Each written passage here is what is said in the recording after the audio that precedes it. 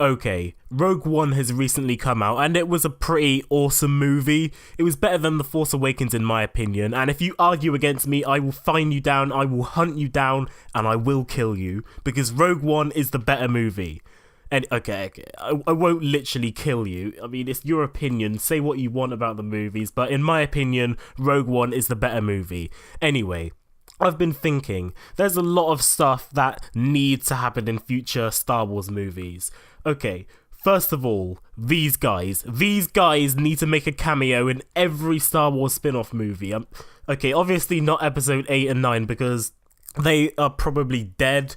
Well, one's got a missing arm and probably died in some accident, probably fell in the Sarlacc pit or something. Yeah, so anyway, they're probably dead. But in all the Star Wars spin-off movies, the Han Solo movie, the Obi-Wan Kenobi movie, if they're going to do that, yeah, these guys need to make a cameo in it and start a fight with the main hero.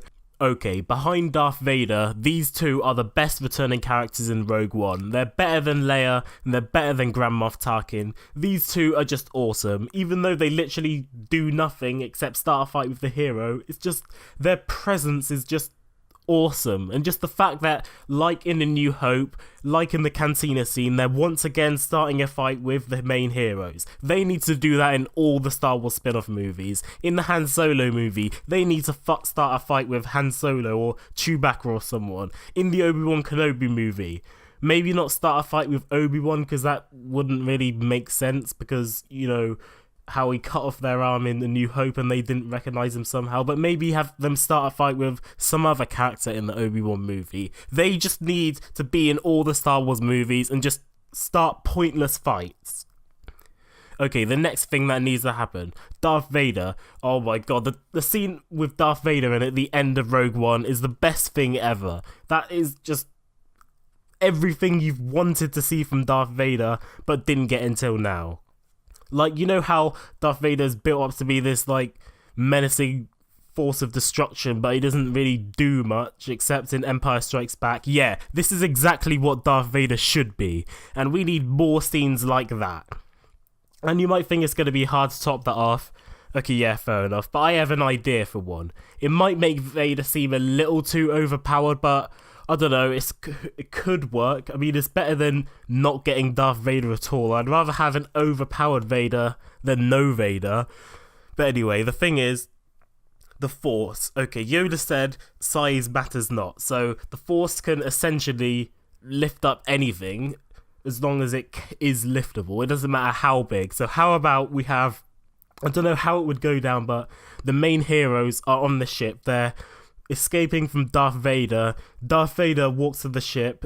Just as they're about to take off, Darth Vader uses the Force to stop the ship from taking off. That would be awesome. Okay, it may make Darth Vader seem way too overpowered, but you have to admit that would be an awesome thing to watch. Darth Vader stopping a ship completely from taking off. That is bad-assery. Okay, many people will say that the prequels ruined Darth Vader, and that's a fair argument, but the original trilogy also ruined a character. Do you want to know who that character is? Boba Fett. Boba Fett needs to appear in one of the Star Wars spin-off movies, preferably the Han Solo one, because it would just make the most sense. Okay, Rogue One redeemed Darth Vader. Now we need the Han Solo movie to redeem Boba Fett. Boba Fett needs to appear in that movie just like Darth Vader did in Rogue One and just do something that's badass. Just do something that will redeem the character and make us forget that he fell into the Sarlacc pit like a Now, we all know that the Clone Wars series and Star Wars Rebels, the TV series, they're supposed to be canon, but what I think should happen in future Star Wars movies is we need to get more characters from those shows into the movies.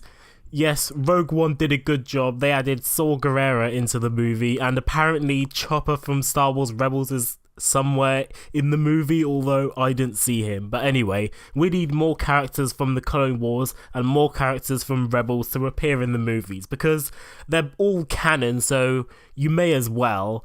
You'll only bring in more of the hardcore fans that watch the TV shows and stuff like that, so you may as well just bring in those characters.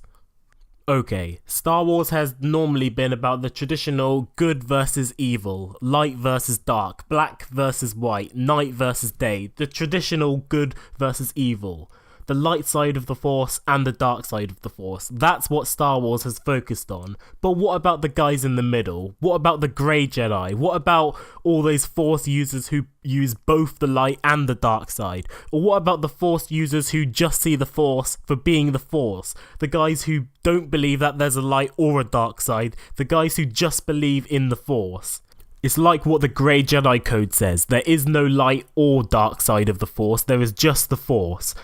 Casual Star Wars fans won't know about that because the only way to find out about the Grey Jedi and all the Jedi who are in between the light and the dark side of the Force, all that information is in the TV shows Clone Wars Expanded Universe, but they never mention anything about that in the movie, so we need a Grey Jedi or just someone in the middle of the light and dark side of the Force in future movies.